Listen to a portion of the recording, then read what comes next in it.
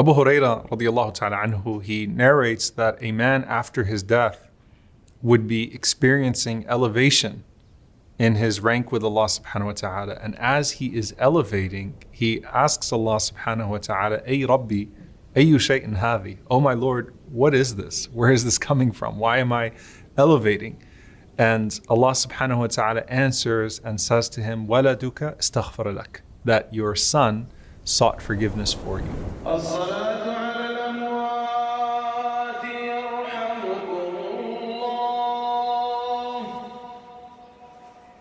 Can you imagine, subhanAllah, how beautiful of a connection that is? That person's soul is ascending through the ranks of Al-Jannah because of your dua, because of your supplication, and they know that it's because of your supplication. Now here's the interesting thing. The man did not ask for elevation, he was asking for forgiveness for his father, istighfar. And I want this to be a rule that you think about when you are thinking about the du'as that are necessary for the dead. Istighfar starts with everything. Allahumma ighfir lahu. Oh Allah, forgive him. Oh Allah, forgive her. It is at the beginning of almost every du'a that the Prophet ﷺ makes for the deceased is first and foremost istighfar. He might be thinking, well, and I've actually heard this, that person was like an angel, that person didn't do anything, mashallah, he was this, mashallah, she was that. First and foremost, you don't know all of the shortcomings of a person. And while we assume well of Allah subhanahu wa ta'ala, we don't presume what that person's ultimate standing with Allah subhanahu wa ta'ala is. How do we balance that with having husn al-dhan in Allah, with having a good expectation of Allah? Well, look at, subhanAllah, even Kitab al-Janaiz, the book of Janaiz, the funeral prayers, in an Imam al-Bukhari Sahih, the first hadith he actually puts is the hadith of Abu Dharr radiallahu ta'ala anhu, that the Prophet ﷺ said that whoever says La ilaha illallah will enter Jannah, will enter into paradise. And Abu Dharr says, even if he committed adultery and stole, and the Prophet ﷺ says, even if he committed adultery and stole. That does not belittle the sin, the crime of adultery and theft. That is the husn al-dhan in Allah subhanahu wa ta'ala, the good expectation of Allah, that eventually that person will enter into Jannah. And that's the wisdom of Imam al-Bukhari, starting off with that hadith.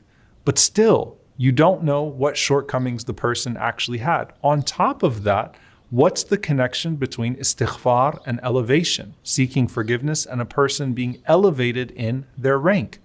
Not all istighfar is because of a sin that you recognize even of yourself.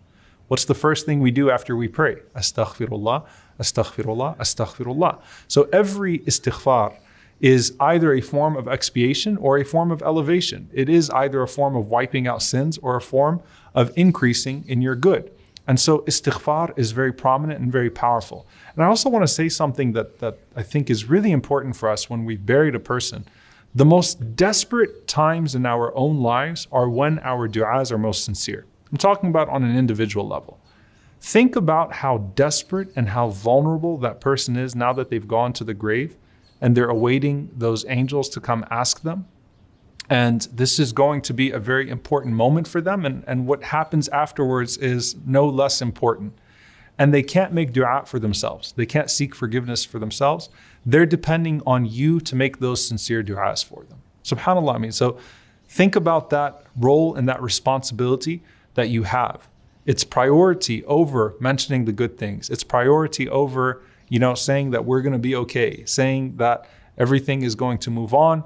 It's priority to make dua for that person, particularly to seek forgiveness for that person. And so a few of these du'as, the most famous one is from Auf ibn Malik radiallahu ta'ala anhu, where he said that I heard the Prophet ﷺ say at the occasion of the death of one of the companions, Allahumma ighfir lahu warhamhu, wa'afihi wa'afu anhu, وأكرم نزله ووسع مدخله واغسله بالماء والثلج والبرد ونقه من الخطايا كما ينقى الثوب الأبيض من الدنس. This is the dua that you're most likely to hear when you go to the graveyard. It is the most famous dua of the Prophet ﷺ, one that you can make in the janazah after the third takbir, and one that you can make at the graveyard, and one that you can continue to make afterwards, especially in the immediate term after death. Allahumma ighfir lahu warhamhu. Oh Allah, forgive him or her and have mercy on him. وَعَافِهِ وَعْفُ عَنْهُ, and grant them safety and forgive them, pardon them once again. وَأَكْرِمْ نُزُلَهُ, and honor the place that they are now settling. Honor the place that they are now settling. وَوَسِعْ مُدْخَلَهُ, and expand the entrance. وَاغْسِلْهُ بِالْمَاءِ وَالثَّلْجِ وَالْبَرَدِ, and wash them with water and snow and hail. وَنَقِّهِ مِنَ الْخَطَايَا كَمَا يُنَقَّ الثَّوْبُ الْأَبْيَضُ مِنَ الدَّنَسِ, and purify that person of sin the way that a white garment is purified of dirt. In some of the other du'as of the Prophet ﷺ, you'll even see what is prominent in our own du'as, that you mention the mercy of Allah subhanahu wa ta'ala and invoke the mercy of Allah subhanahu wa ta'ala, which is something that is to be done in our du'as, to mention Allah's attributes. And subhanAllah, one of the most powerful du'as that I could think about there, and one of my favorite ones at the occasion of death, is where the Prophet ﷺ said, Allahumma abduka wa ibnu amatik, O Allah, this servant of yours, the son of a servant of yours, ihtaja ila rahmatik, is now in need of your mercy, is in need of your mercy. Wa anta ghaniyun an adhabi, and you are not in need of punishing that person. And subhanAllah, look at the next part of the dua. In kana muhsinan fazid fi hasanatihi, wa in kana musi'an fatajawaz anhu. If that person was righteous, was good, as we assume of that person, then increase them in their good. And if that person was falling short, then overlook their shortcomings, Ya Rabbil Alameen. This is a beautiful and comprehensive and short dua. And the last one that I'll mention is one that I actually mentioned in the Angel series, and talking about Abu Salama radiallahu ta'ala anhu, when the Prophet ﷺ closed his eyes and said that do not make dua for anything except that it will be beneficial, because the angels are going to say Ameen to what you are going to say. So be careful with the words that you are about to say. As Abu Salama radiallahu ta'ala anhu has passed away, and the Prophet sallallahu alaihi wasallam said, Allahumma ighfir li Abi Salama. First and foremost, O Allah, forgive Abu Salama. وَارْفَعْ دَرَجَتَهُ فِي الْمَهْدِيِّينَ. It starts off with a dua for his hereafter. And elevate his ranks. وَارْفَعْ دَرَجَتَهُ فِي الْمَهْدِيِّينَ. Elevate his ranks amongst those who are rightly guided.